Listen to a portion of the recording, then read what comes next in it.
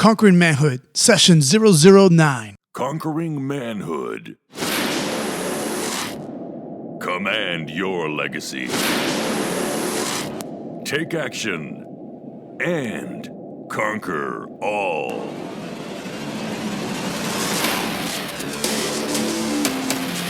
Welcome to the Conquering Manhood podcast. I'm your host, Jose Florencio, here to inspire you to command your legacy and to take action to live a life worthy of conquering all. Conquering manhood. What is it? What is manliness? What is the way of men? What are the qualities that define a man? Today's featured conqueror is going to explain just that and also break down what he believes to be the universal tactical virtues of manliness. I'm looking forward to this discussion, but before we get into it, I want to give a shout out to our show sponsor. InMotion Hosting is the #1 web hosting service provider. All of my sites, including Conquering Manhood, are camped at InMotion Hosting.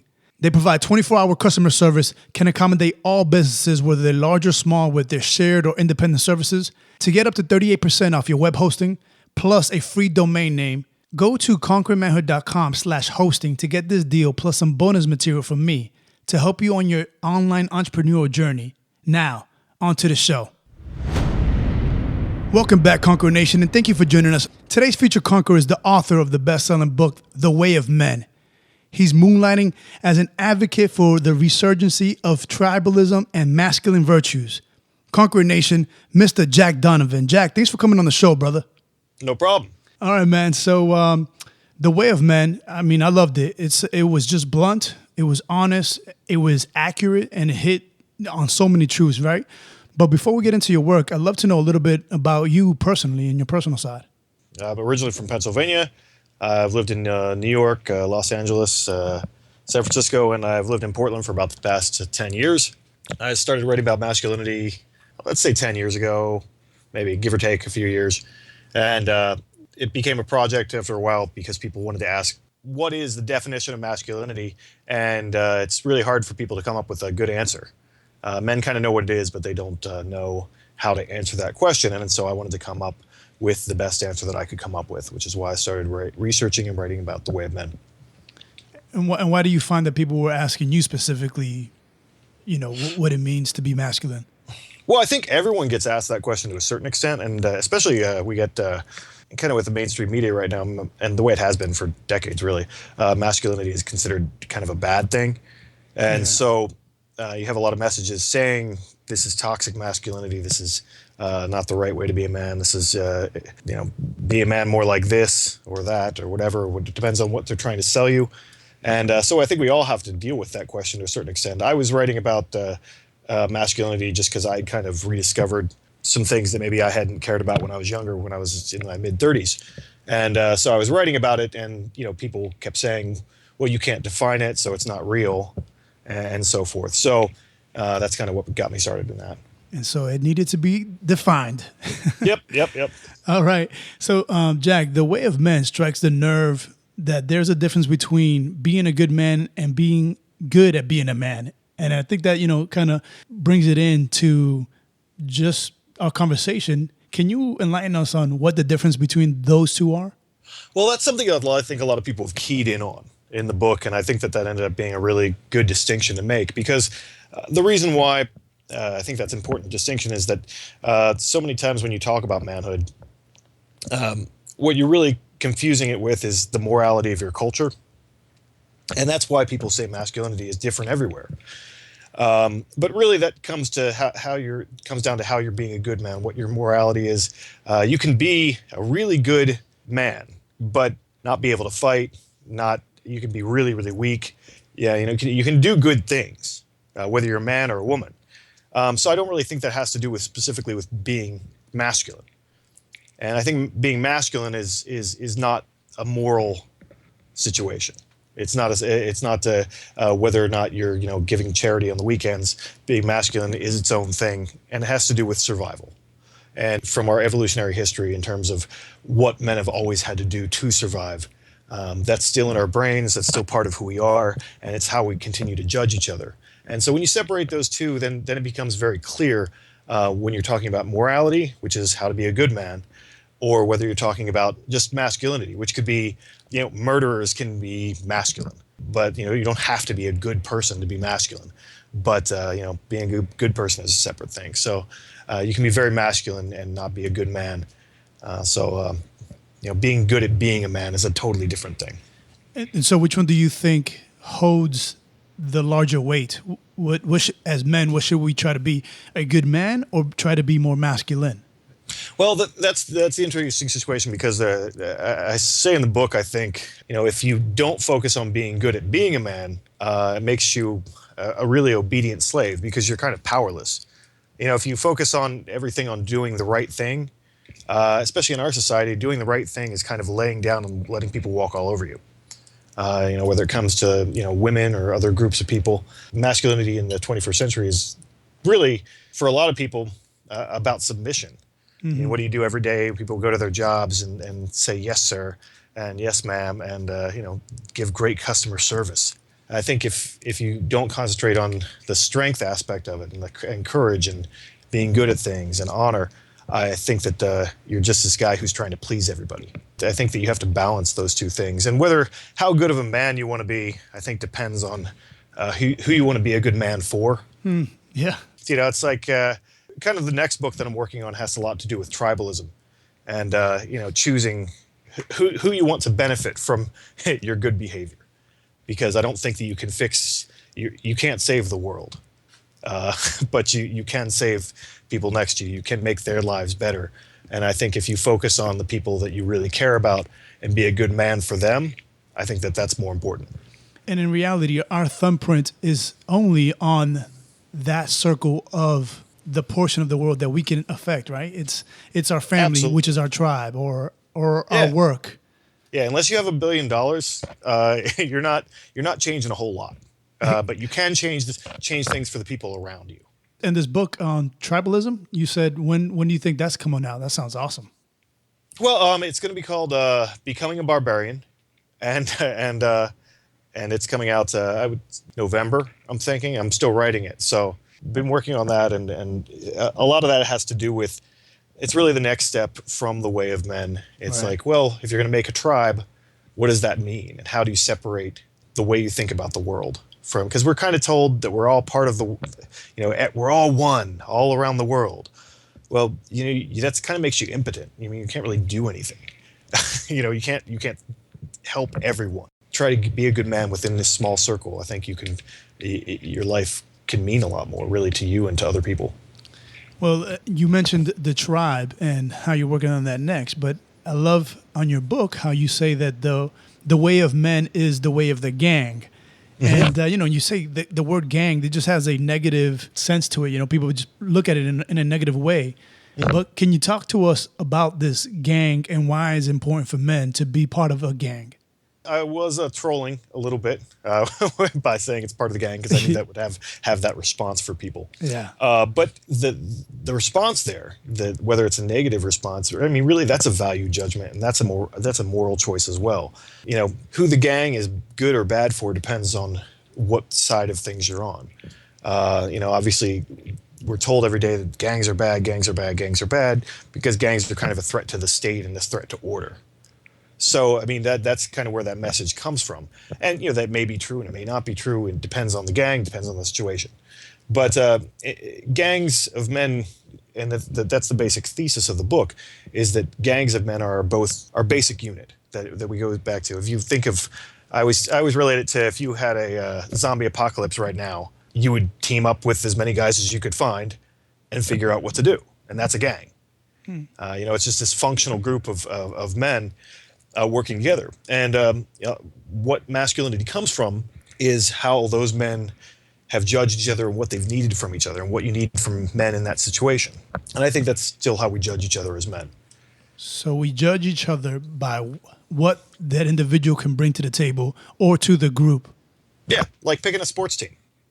I think that's the easiest way to look at it. It's like, okay, if there was an emergency right now, would you want the guy who can't wait to show you his new ballet moves?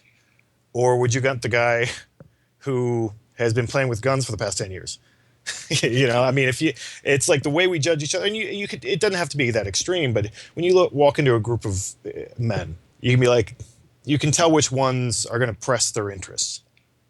You can tell, to a certain extent, which ones are going to kind of be a little bit more on the cowardly side. I mean, you're not always going to be right, but most of the time you are. And you can kind of assess, when we assess men by how manly they are, it usually has to do with how strong and how tough and how courageous they look. How much, whether they'd be a problem for us, whether we could push them around or not. I think in a survival situation, the things that we think are bad in men generally, being weak and being cowardly, being not interested in what other men think of you, and just kind of likes to make fun of the hipsters and people in skinny jeans and whatever, who are just kind of mopey and just really not trying to show you that they want to be men. And we have a negative reaction to that, I think, because they're basically saying, hey, I don't want to be part of your tribe. And you said it yourself, you have to, when you're choosing the circle of men or the gang that you want to associate with or ride with, you have to be choosy, because I've been in that situation before where things are going to go down, and I'm watching my partner, who I thought had my back, heading into the bathroom. Yeah, exactly. And I'm like, man, don't worry, you're going to get yours. Exactly. So let's talk about the universal tactical virtues of manliness, because those are the traits that you're referring to.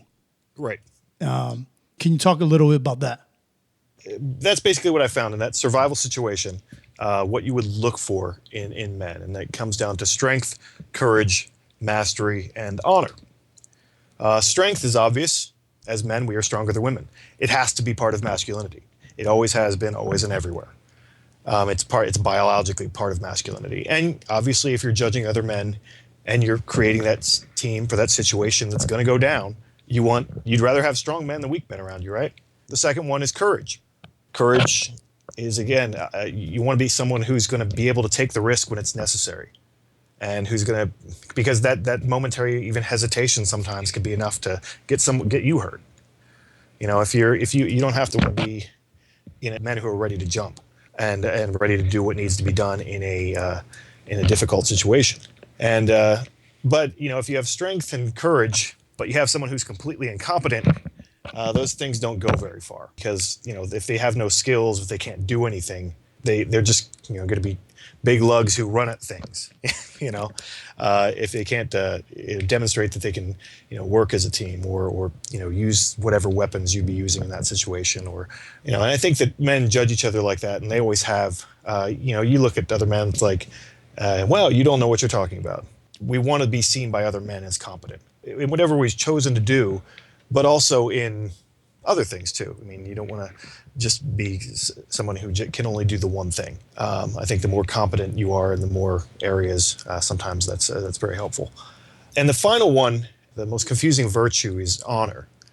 Because in our society, honor has been kind of filtered through Christianity and through Western tradition and Western philosophy for many, many years.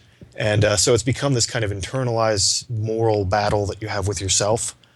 And traditionally, that isn't what honor is. Honor has to do with your reputation as a man among men. Your honor is just your reputation for all those other virtues. If you're dishonored when you're shown to be weak or a coward or completely incompetent. Those are the things that make men embarrassed of themselves, and those are the kind of ways that we see ourselves as being dishonored in a group of men. And that's one of the most important virtues, and it has to do with loyalty when it comes right down to it too. Like I said, the guy who wants to show you his new dance moves or whatever in a serious situation is not the guy you want around. Yeah. He's the guy who's not paying. He's trying to show you that he doesn't want to be part of your group, and you want guys who care about your opinion. That's loyalty, right? If I'm standing here saying, I don't care what you think about me, well, get out. If you don't care about my opinion, you're not respecting me. So, I don't want you in my group. In the book, I've actually called, I think that a lot of people confuse it with homosexuality, which it isn't always. Sometimes it is, but when we look at guys who we think are effeminate, a lot of times what they're signaling really hard, hey, I don't care about what you think of me as a man. Whether that means that they're dancing around in a rainbow-colored thong, or they're doing something ridiculous, or they're lisping, or they're saying they're not showing signals of strength what are the consequences for those men, do you think, in today's society that they're saying, I don't care? Well, in today's society, they're celebrated. Because today's society, we kind of my man hate Bruce, right? A hero. Yeah. Oh, exactly. I mean, the best thing you can do in your society apparently is put on a dress. But it's definitely kind of an upside down world right now. But I think men react really strongly to that, but we're told we're not supposed to. And really, I mean, you don't want to be around guys who are going to make you look weak in front of other tribes. So I think we have this natural visceral reaction. If we're seeing a guy who's being ridiculous, is making a big show of being weak and silly and not serious, it's embarrassing, and we want to get away from him as soon as possible. And people think that's like some kind of phobia, but I think it's really that you don't want to be surrounded by weak men. You want to be surrounded by guys who you respect and who respect you. And so I think that's a tricky concept for a lot of people, but I call it flamboyant dishonor. Meaning that you're, the guys who are going out of their way to show you that they don't care about your opinion and don't want to be men. In today's society, women have a lot of power. Those guys can just go get a lot of positive affirmation and likes on Facebook from women. That's usually what they end up getting. So they live in a kind of a bubble where they get a different kind of approval, but not the approval from men. I mean, Jack, so when your core, those virtues, really line up with my tribe, which is I decided to go the routes of I'm gonna be a Marine, right? And we have our core values of honor, courage, and commitment. And then what it so happens to be that their motto is Semper Fidelis, right? Always faithful, right? To the core and to the honor of, hey, we're all men. I'd rather widow my wife than let you widow yours. I got your back, you got mine. For people that aren't warriors, how do they live out these virtues and not have it be, I don't know, this superficial fake life, Well, that's tricky because, I mean, obviously the guys who are in the military are I think 1.5% of the population, something like that. Yes. I mean, there's a very small percentage, and there's a very small percentage of men who can be police. And there's, that's kind of the problem with having such a big society is that if you have a small group, more men are needed to do those jobs. And if you have a big group, you can farm them out in the same way we farm out like manufacturing, whatever, basically outsourcing it to a very small group of people, who may not even live near us or, whatever. So, it's very difficult for men to kind of live out those virtues without being, as you said, kind of fake. We live in kind of a superficial world. I mean, a lot of guys, play video games where they, if you look at what video games men like, they're these video games where they get to show strength, courage, mastery, and honor. They're playing out these virtues all the time. They want to be, they're playing at being warriors, but there's no legal way for them to do that job, unless, we barely even need that many people in the military anymore. Yeah. A lot of them end up doing paperwork. Yeah. There's very few. I know people who really, really wanted to see combat and couldn't manage to get assigned to a place where they would get shot at. It's not that there's not a lot going on in those terms. And, a lot of the work is done with drones and things like that now. And that's the frustration then that men have. And society has robbed us because it's an evil that we've created ourselves. Yeah. I mean, society is just, like I say, one thing I talk about in the book is that there's this kind of sweet spot between too much civilization and not enough. Obviously, there's the kind of post-apocalyptic or like primitive world where, there is no order, really. And then there's where we're at now, where everything is really done for us, and we're basically all children. We don't have to take a stand. We don't have to protect anyone. We can basically just sit there and, watch TV, and we'll be taken care of as if we were children. Yeah. And unfortunately, that's the situation we've created. And I think that, to put a positive light on it, obviously, you can seek out opportunities to do some of these things. I mean, to put yourself in a life or death situation, you really can't do that. Basically, that puts you in conflict with the law, unless you are one of the few people who actually get sent into the theater of combat, or, a police guy who's, in a bad neighborhood. You're really not going to see a lot of action in life. But obviously, strength is easy. You know, a lot of men focus on that. I mean, we can actually still be strong. Yeah, you're a man. You know? You better be able to lift some heavy things. That's the bottom line. Exactly. You know, yeah, so, you know, you can still go to the gym, you can still get strong, you can still do that stuff. You know, you can still, you know, obviously learn to build things and do things with your hands that are something other than answering emails. You can, you know, courage is trickier because everything is made safe for us. You know, you can call it courage if you go bungee jumping, but you really know you're not going to get hurt. You know, you can jump out of a plane, but you know you're not going to get hurt. So it's not, you know, it's kind of fake courage, but whatever. You know, do what you can right now. I mean, I don't think the world we're living in is going to last forever, although my biggest fear is that it will. You know, it seems like it should fall apart, but maybe it won't. And that seems terrifying. It keeps on going. It won't die. But yeah. So I mean, you know, in the meantime, you know, you could do what society's doing. Everybody says. The question I always have to answer all the time is you know, is masculinity relevant anymore in this world? Haven't we evolved past that? And I'm always like, well, that's actually not how evolution works to begin with. And you know, just because, you know, in 100 years you don't change all of society, and everything doesn't change forever. And so, you know, society doesn't necessarily stay safe and comforting and rich forever. You know, you might be able to live out the rest of your life being weak and just sitting on your couch.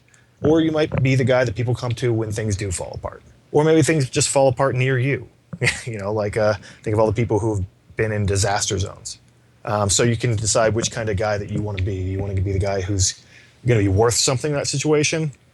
Or the guy who's going to cry like a little baby and wait for someone to come save him? You alluded to it a little bit with, you know, working out and doing things with your hands. But what are other traits that men can cultivate within themselves that will earn the respect from other men?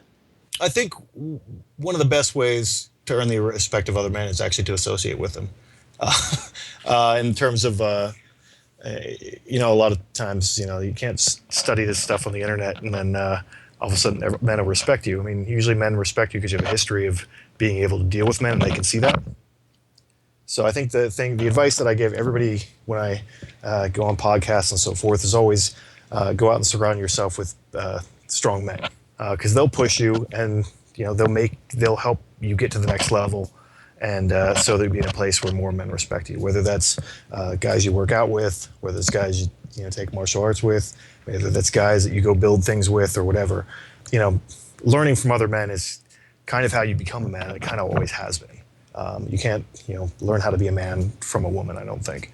No, you can't. I read an interesting read, and it was some lady talking about masculinity, and it was she was from Texas, and she was referring to cowboys, right? And everybody associates cowboys as being pretty masculine.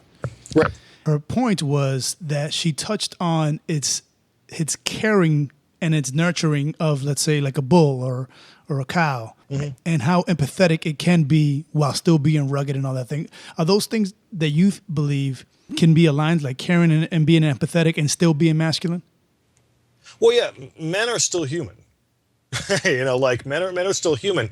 Masculinity, basically, all those nice virtues, you know, like honesty and charity and all those things. Those are all fine.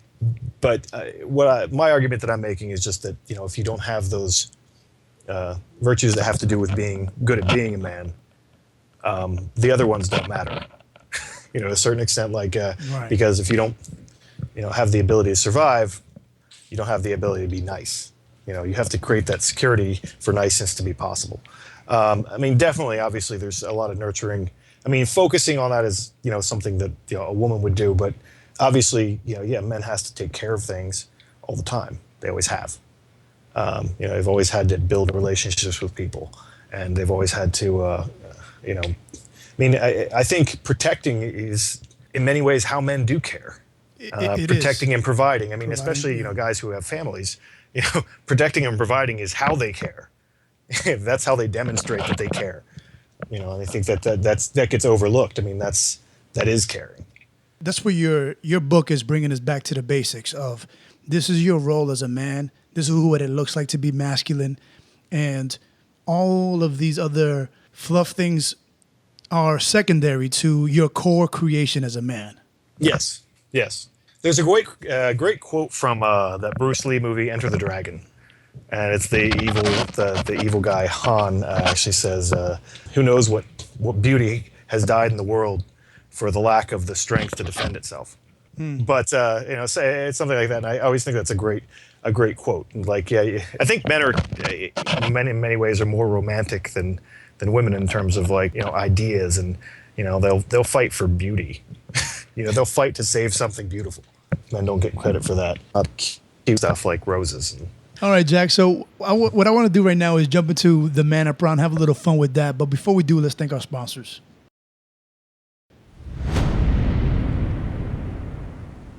Jack, what is your proudest man moment? My proudest man moment. Oh man. Well, I squatted 455 the other day, so that was cool. That is very cool. I don't know if I have a single proudest man moment. I think for mine, they have to do with my. I also met the author of Fight Club 2 days ago. That was pretty awesome. So I'm having good times right now. But yeah, I mean, I don't think I have a single one. But I think maybe writing The Way of Men. I'll say that. And do you have a singular moment that came about with the book that you were like, man, this is awesome? Besides going to Barnes and Noble and seeing your book there, which is, I'm sure, pretty amazing. Well, it's not a single moment that has to do, but it's just the accomplishment. I think over time that I actually get dads who want to order autographs copies from me to give to their sons. That's pretty awesome. Mm-hmm. That's humbling. Yeah. I feel pretty honored by that. So a lot of things that have to do with that particular book, I think I'm very proud of. All right. Barnabas Masturbation Society. I mean, this chapter in the book describes where manhood in our culture right now is all jacked up. Can you talk a little bit about that? I think that's one of the interesting points I made in the book. There's a difference. People talk about bonobo apes and chimpanzees, and they're very similar, but bonobo apes live in a matriarchal culture, and they have everything provided for them, and they kind of all just have sex with each other, and they don't know their fathers. They all know their mothers, obviously, but they don't know who their fathers are, and it's just kind of this never-ending sex fest. At least that's the way it's portrayed. I've seen other zoologists and so forth who have said different things, but that's kind of people use that as an example of how they want our society to go, and I think we're already there. But the chimpanzees are more of a patriarchal structure, and they have to hunt and fight for their food and think about a lot more tactical considerations, and so they tend to be patriarchal units. Women are very much organized in the way they have been for human groups. They stay with one group, but if their men get conquered, they just go to the next group. Whereas men kind of stay loyal to their fathers and cousins and stay in the same group.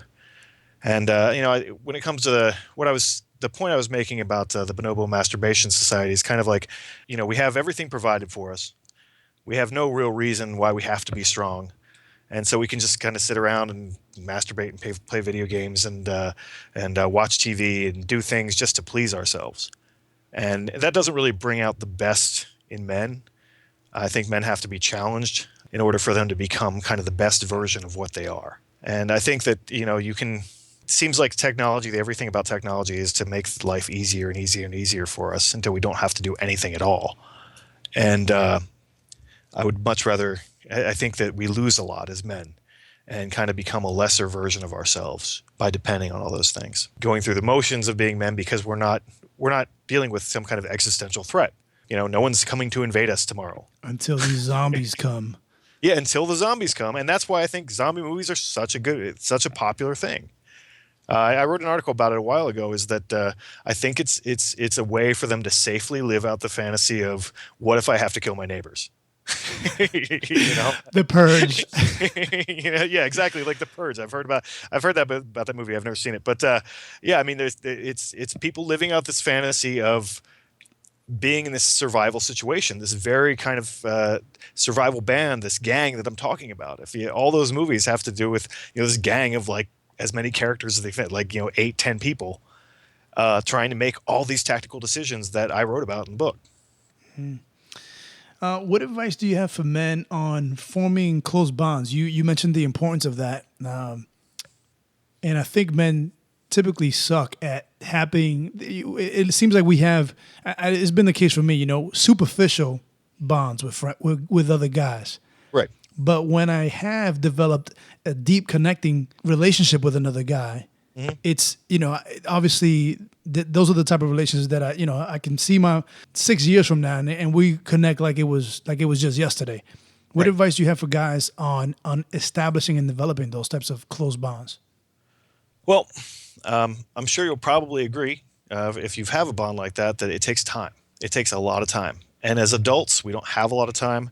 So building those kind of friendships, those kind of bury a body friends, the guys who will do anything for you and you'll do anything for them, those are the kind of guys you'd want around if there was an emergency. Not the fair weather friends who, will screw you over tomorrow. But, those are the kind of guys you want. But to build those kind of relationships, you really have to make the investment of time. And, you have to be able to spend time together in a way that you're going to be able to talk and not be supervised by women, because men talk differently when women are present.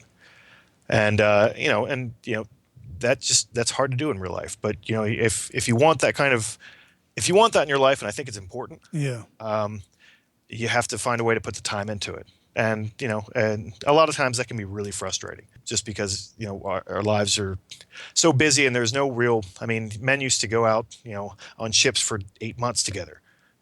And, you build these friendships with these guys. My best friend that I have right now is a guy I rode in a truck with for 9 hours a day for like 4 years. So, we went through like 6 months where we didn't see each other, but, we're connected forever. Like I know what he's going to do.